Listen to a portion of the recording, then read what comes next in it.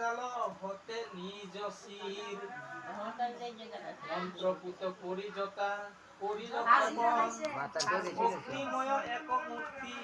তাহে প্রকাশন অতপর এক মূর্তি খর্গ হস্তে করি আসিল গৃহেতে আসিল গ্রাসিতে নিতে ভীম রূপ ধরি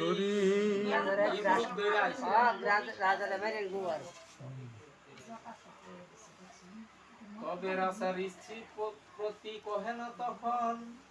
ক্ষমা করি শুনি ঋষি আমার অবসন কিবা অপরাধ মোরে তোমার চরণে কিসে অবহেলা করি তোমা হেন জানে তোমারে চলিতে মম কিবা সাধ্য হয় শাস্ত্র মতে ব্রত রক্ষা করি মহাশয়